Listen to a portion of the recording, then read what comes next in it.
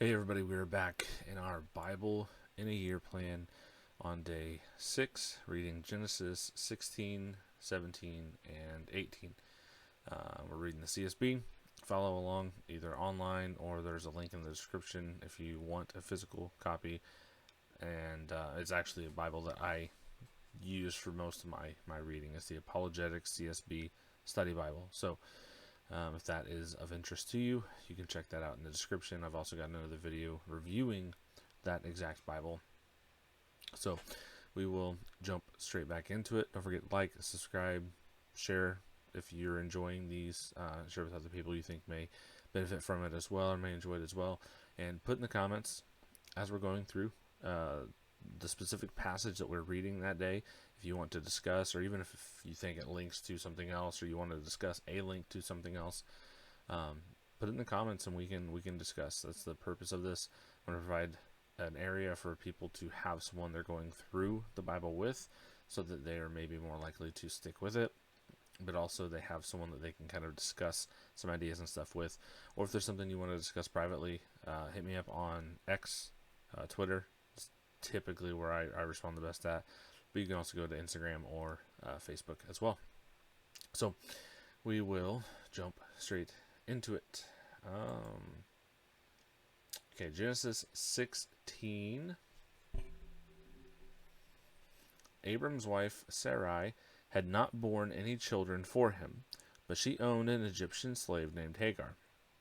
Sarai said to Abram, "Since the Lord has prevented me from bearing children, go to my slave. Perhaps through her I can build a family." And Abram agreed to what Sarai said. So Abram's wife Sarai took Hagar, her Egyptian slave, and gave her to her husband, Abram, as a wife for him. This happened after Abram had lived in the land of Canaan 10 years. He slept with Hagar, and she became pregnant. When she saw that she was pregnant, her mistress became contemptible to her. Then Sarai said to Abram, "You are responsible for my suffering. I put my slave in your arms, and when she saw that she was pregnant, I became contemptible to her. May the Lord judge between me and you."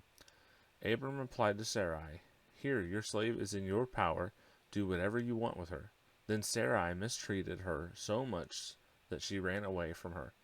The angel of the Lord found her by the spring in the wilderness, the spring in the way to Shur. He said, "Hagar, slave of Sarai, excuse me, where have you come from and where are you going?" She replied, "I'm running away from my mistress Sarai." The angel of the Lord said to her, "Go back to your mistress and submit to her authority." The angel of the Lord said to her, "I will greatly multiply your offspring, and they will be too many to count."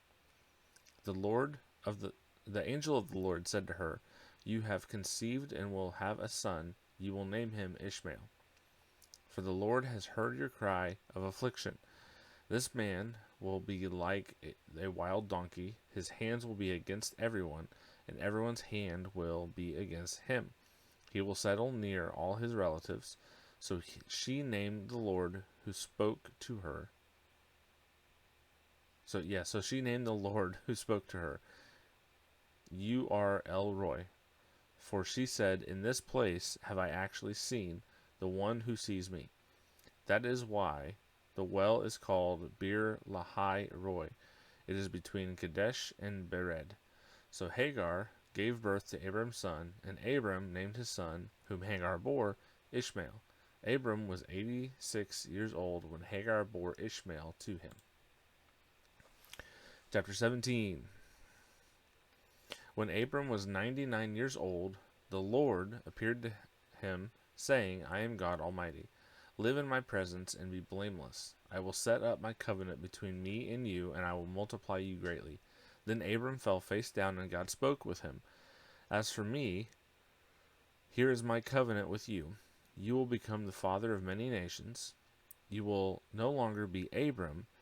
Your name will be Abraham, for I will make you the father of many nations. I will make you extremely fruitful, and will make nations and kings come from you. I will confirm my covenant that is between me and you and your future offspring throughout their generations. It is a permanent covenant, to be your God and the God of your offspring after you, and you to your future offspring. I will give the land where you are residing, all of the land of Canaan, as a permanent possession, and I will be their God. God also said to Abraham, As for you and your offspring after you through Okay. As for you, you and your offspring after you throughout their generations are to keep my covenant. This is my covenant between me and you and your offspring after you, which you are to keep. Every one of your males must be circumcised. You must circumcise the flesh of your foreskin to serve as a sign of the covenant between me and you. Throughout your generations, every male among you is to be circumcised at 8 days old. Every male born in your household or purchased from any foreigner and not your offspring, whether born in your household or purchased, he must be circumcised. My covenant will be marked in your flesh as a permanent covenant. If any male is not circumcised in the flesh of his foreskin, that man will be cut off from his people. He has broken my covenant. God said to Abraham, As for your wife Sarai, do not call her Sarai, for Sarah will be her name. I will bless her indeed. I will give you a son by her. I will bless her, and she will produce nations. Kings of peoples will come from her.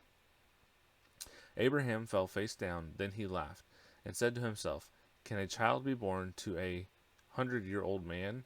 Can Sarah, a 90-year-old woman, give birth? So Abraham said to God, If only Ishmael were acceptable to you. But God said, No, your wife Sarah will bear you a son, and you will name him Isaac. I will confirm my covenant with him as a permanent covenant for his future offspring. As for Ishmael, I have heard you. I will certainly bless him. I will make him fruitful and will multiply him greatly, and he will father 12 tribal leaders. And I will make him into a great nation, but I will confirm my covenant with Isaac, whom Sarah will bear, to you at this time next year. When he finished talking with him, God withdrew from Abraham. So Abraham took his son Ishmael, and those born in his household or purchased, every male among the members of Abraham's household, and he circumcised the flesh of the foreskin on that day, just as God had said to him.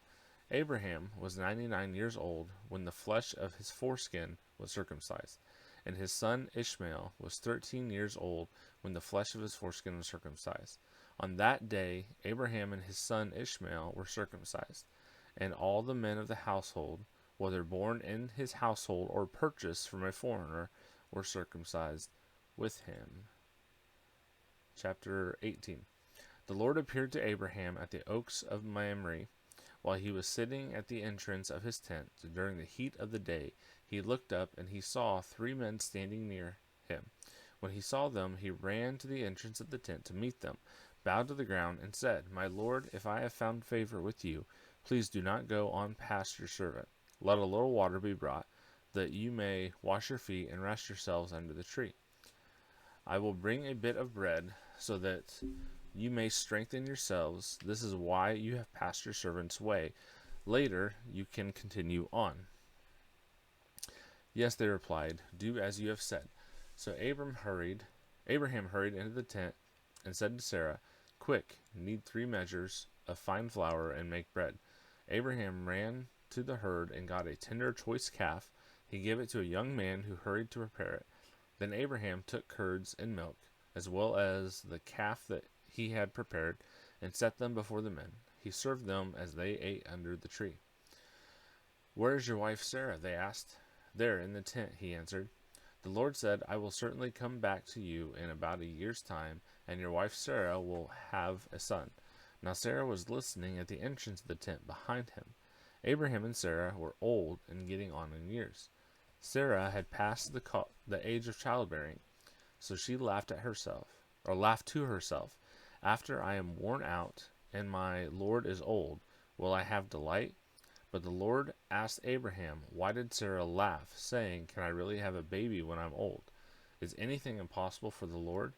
At the appointed time I will come back to you, and in about a year she will have a son. Sarah denied it. I did not laugh, she said, because she was afraid.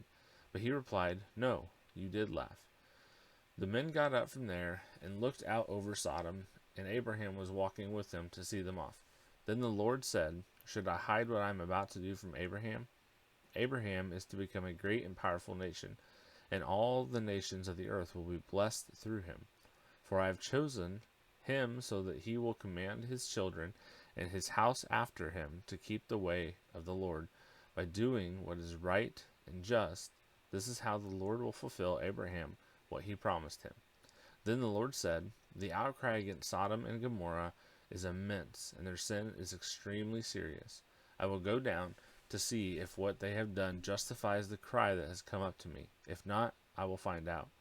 The men turned from there and went toward Sodom, while Abraham remained standing before the Lord. Abraham stepped forward and said, "Will you really sweep away the righteous with the wicked? What if there are 50 righteous people in the city? Will you really sweep it away instead of sparing the place for the sake of the 50 righteous people who are in it? You could not possibly do such a thing to kill the righteous with the wicked, treating the righteous and the wicked alike. You could not possibly do that.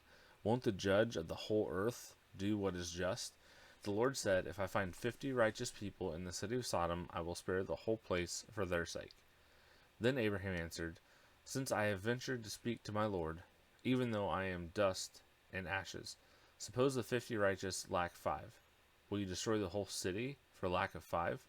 He replied, "I will not destroy it if I find 45 there." Then he spoke to him again. "Suppose 40 are found there." He answered, "I will not do it on account of 40. Then he said, "Let my Lord not be angry, and I will speak further. Suppose 30 are found there." He answered, "I will not do it if I find 30 there." Then he said, "Since I have ventured to speak to my Lord, suppose 20 are found." He replied, "I will not destroy it on account of 20. Then he said, "Let my Lord not be angry, and I will speak one more time. Suppose 10 are found there." He answered, "I will not destroy it on account of 10.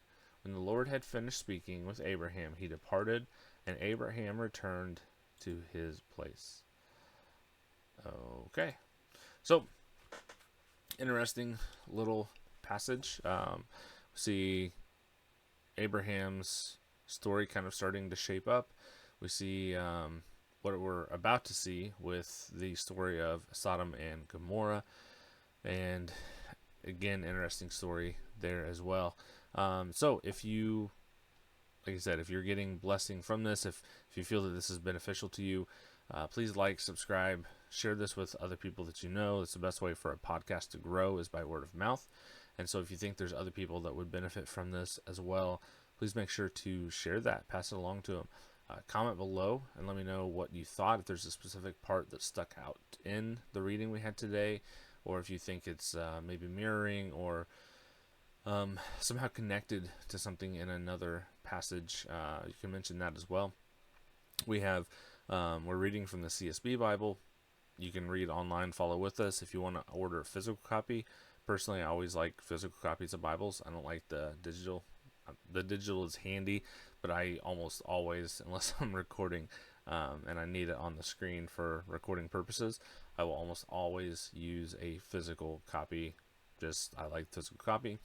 If you're interested, I have a link to the actual Bible that I have. It's a CSB Apologetic Study Bible. It is the Bible that I use for pretty much everything, all my personal study, things like that, at least currently. That's what I'm using. So if you're still watching through now to the end, appreciate it. God bless.